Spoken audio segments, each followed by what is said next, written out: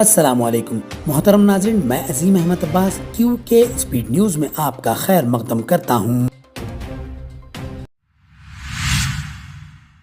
برطانیہ، کینیڈا اور آسٹریلیا کے بعد پرتگال نے بھی فلسطینی ریاست کو باضابطہ تسلیم کر لیا ہے۔ ان ممالک کا کہنا ہے کہ دو ریاستی حل ہی منصفانہ اور امن کا واحد راستہ ہے، جبکہ اسرائیل نے ان اعلانات کو مسترد کرتے ہوئے سخت رد عمل ظاہر کیا ہے۔ مشرقی وسطی میں سعودی عرب اپنی سفارتی حکمت عملی سے سب سے طاقتور ملک بن کر ابھرا ہے۔ پاکستان کے ساتھ دفاعی معاہدے نے اسے خلیج کا سب سے محفوظ ملک بنا دیا ہے، جبکہ دو ریاستی فارمولے کی حمایت نے اسرائیل کو عالمی سطح پر مزید تنہا کر دیا ہے۔ برطانیہ، کینیڈا اور آسٹریلیا کی طرف سے فلسطین کو خود مختار ریاست تسلیم کرنے پر اسرائیلی وزیراعظم نتنیاہو سخت غصے میں ہے۔ نتنیاہو نے کہا، کوئی فلسطینی ریاست نہیں ہوگی اور جواب امریکہ سے واپسی کے بعد دیا جائے گا۔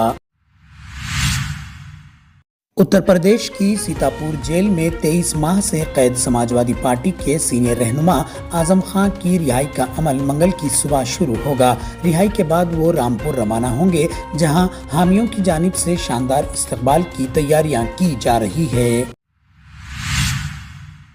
ہندوستان کے دارالحکومت نئی دہلی میں جی ایس ٹی کی نئی شرحیں آج سے نافذ ہو گئی ہیں، جس سے بازاروں میں تہوار کی رونق بڑھ گئی ہے۔ اب صرف دو اہم شرحیں 5 اور 18% نافذ ہیں، جبکہ لگژری اشیاء پر 40% ٹیکس ہیں۔ گھی، پنیر اور کاروں سے لے کر اے سی تک خریداری اب سستی ہو گئی ہے۔ کیا یہ نیپال کے احتجاج کا اثر ہے جو ہندوستان میں نظر آ رہا ہے؟ تلنگانہ حکومت نے سنگارینی کولرز کمپنی کے 71,000 کارکنوں کے لیے ریکارڈ 819 کروڑ روپے کا 10ویں بھتہ اعلان کیا ہے۔ 41,000 مستقل ملازمین کو 1,95,00,000 روپے، جبکہ 30,000 کانٹریکٹ اسٹاف کو 5,500 روپے فی کس ملیں گے۔ حکومت سنگارینی کے 2 ضائع شدہ کوئلہ بلاکس کی واپسی اور مستقبل میں اہم معدنیات کی کان کنی کے منصوبوں پر بھی کام کر رہی ہے۔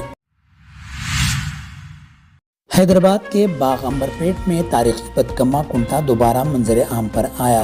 ہائیڈرا کے کھدائی کے بعد پانی نمودار ہوا، جس نے مقامی کمیونٹی میں خوشی اور امید کی لہر دوڑا دی ہے۔ شہری اب اس جھیل کی تاریخی اہمیت اور زمین کی ملکیت پر بحث کر رہے ہیں۔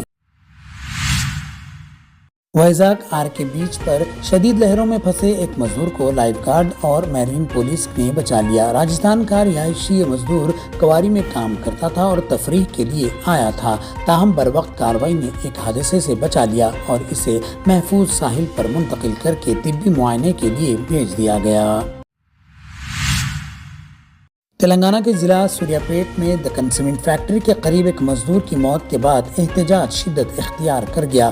مشتعل مزدوروں نے پولیس پر حملہ کر کے 2 گاڑیاں تباہ کر دی اور متعدد اہلکار زخمی ہوئے۔ اضافی فورس طلب کر کے حالات پر قابو پایا گیا، جبکہ مزید تحقیقات جاری ہے۔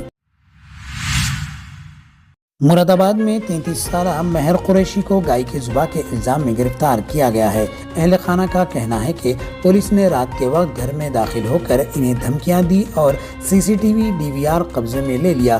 پولیس نے ان الزامات کو مسترد کرتے ہوئے کہا کہ قریشی فرار تھا اور قانونی کارروائی کے تحت گرفتار کیا گیا ہے۔ حیدرآباد میں شدید موسلا دھار بارش کے باعث حکیم پیٹ ٹوری چوکی بری طرح متاثر ہوا۔